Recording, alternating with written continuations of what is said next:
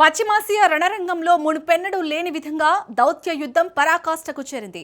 ప్రపంచ అగ్రరాజ్యం అమెరికా, దాని అత్యంత నమ్మకమైన మిత్రదేశం ఇజ్రాయెల్ మధ్య దశాబ్దాల బంధంలో ఎన్నడూ లేనంతగా అగ్గిరాజుకుంది.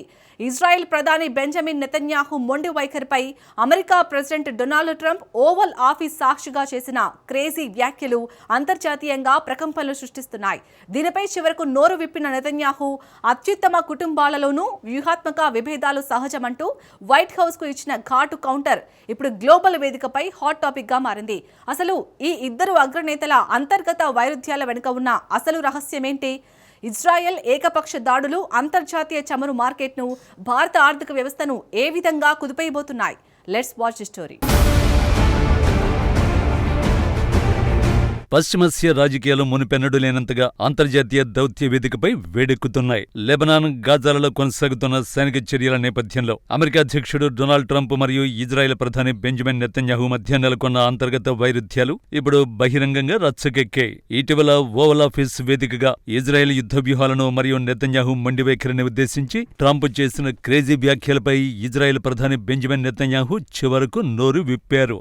అంతర్జాతీయ పాత్రికేయ వర్గాలను ఆకర్షించిన ఒక వ్యూహాత్మక ప్రకటనలో ఆయన అమెరికా ఇజ్రాయెల్ బంధాన్ని ఒక ఉమ్మడి కుటుంబంతో పోల్చారు. అత్యుత్తమ కుటుంబాలలో కూడా వ్యూహాత్మక విభేదాలు సహజమని పేర్కొంటూనే అమెరికా ప్రెసిడెంట్ చేసిన కఠిన వ్యాఖ్యలను నెతన్యాహు అంగీకరించారు. ఇరు దేశాల మధ్య దశాబ్దాలుగా ఉన్న అజేయమైన రక్షణ బంధంలో ప్రస్తుతం సరికొత్త భౌగోళిక రాజకీయ ఒత్తిడులు, అంతర్గత దౌత్య యుద్ధాలు స్పష్టంగా కనిపిస్తున్నాయి. ఈ తాజా వివాదానికి మూలాలను పరిశీలిస్తే లెబనాన్లో అమెరికా మధ్యవర్తిత్వంతో కుదిరిన కాల్పుల విరమణ ఒప్పందాన్ని ఇజ్రాయెల్ పదే పదే ఉల్లంఘిస్తూ వైమానిక దాడులను ముమ్మరించేయడంపై వైట్ హౌస్ తీవ్ర అసంతృప్తితో ఉంది. ఇజ్రాయెల్ ఏకపక్ష సైనిక చర్యలు మిడిల్ ఈస్టులో అమెరికా వ్యూహాత్మక ప్రయోజనాలకు మరియు ట్రంప్ ప్రతిపాదించిన ప్రాంతీయ శాంతి ప్రణాళికలకు గండి కొడుతున్నాయని వాషింగ్టన్ భావిస్తోంది. ఈ నేపథ్యంలోనే ట్రంప్ నేరుగా నెతన్యాహును టార్గెట్ చేస్తూ కఠిన పదజాలాన్ని ఉపయోగించారు. దీనిపై జెరూసలేంలో జరిగిన కేబినెట్ సమావేశం అనంతరం నెతన్యాహు స్పందిస్తూ, ట్రంప్ నా పాత మిత్రుడు, మా మధ్య ఉన్న సంబంధాలు దృఢమైనవి, కానీ ఇజ్రాయెల్ సార్వభౌమత్వాన్ని, మా పౌరుల భద్రతను కాపాడుకునే క్రమంలో కొన్ని వ్యూహాత్మక నిర్ణయాలు మా అంతర్గత అవసరాలకు అనుగుణంగా తీసుకోవలసి వస్తుంది. కుటుంబ సభ్యుల మధ్య భేదాభిప్రాయాలు ఉన్నంత మాత్రాన బంధం తెగిపోదు అని ఒక ముద్రిత దౌత్యపరమైన వివరణ ఇచ్చారు. ఈ ప్రకటన వెనుక నెతన్యాహు చాలా తెలివైన దౌత్య చదరంగాన్ని ఆడారు. ట్రంప్ వ్యాఖ్యలను నేరుగా ఖండించి అమెరికాతో రక్షణ బంధాన్ని ప్రమాదంలో పడేయకుండా, అదే సమయంలో తన సైనిక దూకుడిని వెనక్కి తగ్గించుకోకుండా ఒక సమతుల్యతను ప్రదర్శించారు. ఇజ్రాయెల్కు అమెరికా అందించే వార్షిక $1 మిలియన్ సైనిక సాయం ఐక్యరాజ్యసమితి భద్రతా మండలిలో లభించే వీటో పవర్ అత్యంత కీలకం.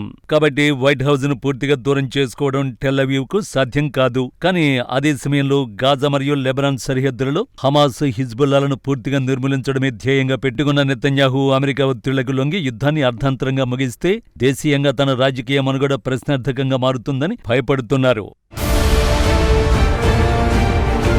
అమెరికా ఇజ్రాయెల్ మధ్య ప్రస్తుతం నెలకొన్న అతిపెద్ద వ్యూహాత్మక విభేదం యుద్ధాన్ని కొనసాగించే శైలిలోనే కనిపిస్తోంది. పశ్చిమాసియాలో స్థిరత్వం కోసం మరియు దౌత్యపరమైన మైలేజ్ కోసం అమెరికా తక్షణమే కాల్పుల విరమణ జరగాలని గట్టిగా కోరుతుండగా, ఇజ్రాయెల్ మాత్రం దానికి భిన్నంగా గాజా మరియు లెబనాన్ సరిహద్దులలో తన సైనిక దాడుల్ని మరింత ముమ్మరం చేస్తోంది. ఇరు దేశాల మధ్య వ్యూహాత్మక సమన్వయం లోపించి ఇజ్రాయెల్ ఇదే రీతిన ఏకపక్షంగా ముందుకు వెళితే అది మిడిల్ ఈస్టులో సుదీర్ఘమైన ప్రాంతీయ యుద్ధ ముప్పునకు దారితీసే ప్రమాదం ఉంది. ఇది కేవలం సరిహద్దు దేశాలకే పరిమితం కాకుండా ఇతర పశ్చిమాసియా శక్తులను కూడా ఇందులోకి లాగడం ద్వారా అంతర్జాతీయ భద్రతను తీవ్రంగా ప్రమాదంలో పడేస్తుంది. ఇజ్రాయెల్ మొండి వైఖరిపై వైట్ హౌస్ తీవ్ర అసంతృప్తితో ఉండడమే కాకుండా మాట వినకపోతే ఆంక్షలు విధిస్తామనే పరోక్ష హెచ్చరికలు జారీ చేస్తోంది. అయినప్పటికీ తమ దేశ పౌరుల రక్షణే పరమావధిగా భావిస్తున్న ఇజ్రాయెల్ తన రక్షణ అవసరాలను నిరంతరం పెంచుకుంటూనే పోతోంది. ఒకవేళ ఇరు దేశాల మధ్య ఉద్రిక్తతలు పరాకాష్ఠకు చేరి అమెరికా గనుక ఇజ్రాయెల్కు అందించే $1 బిలియన్ వార్షిక రక్షణ నిధులను లేదా అత్యాధునిక ఆయుధాల సరఫరాను నిలిపేస్తే అది ఇజ్రాయెల్ యొక్క అజేయమైన రక్షణ వ్యవస్థకు ఒక పెద్ద సవాలుగా మారుతుంది. ఇది దీర్ఘకాలంలో టెల్ అవీవ్ ను తన యుద్ధ వ్యూహాలను మార్చుకునేలా ఒత్తిడికి గురి చేసే అవకాశం ఉంది. అంతర్జాతీయ నిబంధనల్ని, ఐక్యరాజ్య సమితి తీర్మానాలను ఇజ్రాయెల్ ఏమాత్రం లెక్క చేయకుండా దాడులు కొనసాగించడంపై అమెరికా తీవ్ర అభ్యంతరాన్ని వ్యక్తం చేస్తోంది. గ్లోబల్ వేదికలపై ఇజ్రాయెల్ చర్యల వల్ల ఐక్యరాజ్య సమితి ఉనికి మరియు నైతికత ప్రశ్నార్థకంగా మారుతున్నాయని వాషింగ్టన్ వాషింగ్టన్ భావిస్తోంది. ఇప్పటి వరకు అంతర్జాతీయ సమాజంలో ఇజ్రాయెల్కు అమెరికా ఒక బలమైన రక్షణ కవచంగా నిలుస్తూ భద్రతా మండలిలో తన వీటో పవర్తో కాపాడుకుంటూ వచ్చింది. అయితే ఇప్పుడు ఇరు దేశాల మధ్య సత్సంబంధాలు దెబ్బతింటే గ్లోబల్ వేదికలపై అమెరికా నుండి లభించే దౌత్యపరమైన మద్దతు తగ్గి ఇజ్రాయెల్ అంతర్జాతీయంగా పూర్తిగా ఒంటరయ్యే ప్రమాదం ఉంది. పశ్చిమాసియాలో నెలకొన్న ఈ ఉద్రిక్త దౌత్య వాతావరణం మరియు నిరంతర యుద్ధం అంతర్జాతీయ ఇంధన మార్కెట్ను తీవ్ర అస్థిరతకు గురిచేస్తున్నాయి. ప్రపంచ ముడి చమురు సరఫరాలో అత్యంత కీలకమైన పశ్చిమాసియా రేవులు మరియు రవాణా మార్గాలకు ఆటంకం కలగడం వల్ల గ్లోబల్ ఆయిల్ సప్లై చైన్ దెబ్బతింటోంది. ఈ సరఫరా కొరత భయాల కారణంగా అంతర్జాతీయంగా క్రూడ్ ఆయిల్ ధరలు ఒకసారిగా ఆకాశాన్ని తాకే ముప్పు ఉంది. చమురు ధరలు పెరిగితే అది ప్రపంచవ్యాప్తంగా రవాణా వ్యయాన్ని పెంచి అన్ని దేశాలలోనూ తీవ్ర ద్రవ్యోల్బణానికి దారితీస్తుంది. ఇది కోలుకుంటున్న ప్రపంచ ఆర్థిక వృద్ధి రేటును మరింత మందగించేలా చేస్తుంది. ఈ నేపథ్యంలో ఒక వ్యూహాత్మక కోణం నుండి చూస్తే అమెరికా ఇజ్రాయెల్ మధ్య తలెత్తిన ఈ అంతర్గత విభేదాలు న్యూఢిల్లీ యొక్క విదేశాంగ విధానానికి కూడా సరికొత్త సవాళ్లను విసురుతున్నాయి. భారతదేశానికి ఇటు అమెరికాతోనూ అటు ఇజ్రాయెల్తోనూ అత్యంత బలమైన రక్షణ, సాంకేతిక మరియు దౌత్య సంబంధాలు ఉన్నాయి. ముఖ్యంగా ప్రధానమంత్రి నరేంద్ర మోదీ నాయకత్వంలో భారతదేశం పశ్చిమాసియాలో ఒక సమతుల్య విధానాన్ని అవలంబిస్తోంది. పాలస్తీనా పౌరుల మానవతా హక్కులకు సాంప్రదాయికంగా మద్దతునిస్తూనే ఉగ్రవాదం నిర్మూలన విషయంలో ఇజ్రాయెల్ వైఖరిని భారత్ సమర్థిస్తోంది.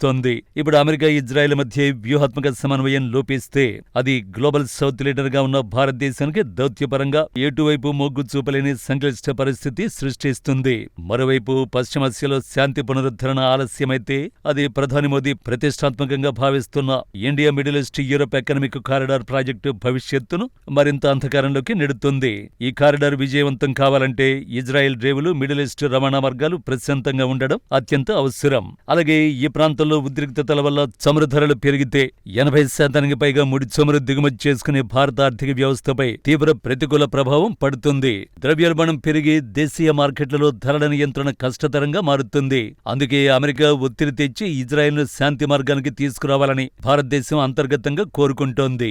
అంతర్జాతీయ రక్షణ నిపుణుల విశ్లేషణ ప్రకారం డొనాల్డ్ ట్రంప్ అనుసరిస్తున్న దౌత్య శైలి పూర్తిగా ఒక వ్యాపారవేత్త తరహాలో ఉంటుంది. నెతన్యాహు చేసిన అత్యుత్తమ కుటుంబాల వ్యాఖ్యలు పైకి ఎంత సౌమ్యంగా అనిపించినప్పటికీ దాని వెనుక అమెరికా ఆధిపత్యానికి లొంగే ప్రసక్తే లేదని గట్టి సంకేతం దాగి ఉందనడంలో ఎలాంటి సందేహం లేదు. రాబోయే రోజుల్లో ట్రంప్ పరిపాలన ఇజ్రాయెల్పై ఎలాంటి ఆర్థిక లేదా ఆయుధ సరఫరా ఒత్తిడిని పెంచుతుందనే దానిపైనే పశ్చిమాసియా భవిష్యత్తు ఆధారపడి ఉంటుంది. వైట్ హౌస్ మరియు టెల్ అవీవ్ మధ్య నడుస్తున్న ఈ దౌత్య యుద్ధం కేవలం రెండు దేశాల మధ్య సమస్యే కాదు. ఇది మొత్తం అంతర్జాతీయ భౌగోళిక రాజకీయ క్రమాన్ని, గ్లోబల్ ఎనర్జీ మార్కెట్ను మరియు శాంతి భద్రతల్ని శాసించబోతున్న అత్యంత కీలకమైన పరిణామమని పాత్రికేయ వర్గాలు స్పష్టం చేస్తున్నాయి.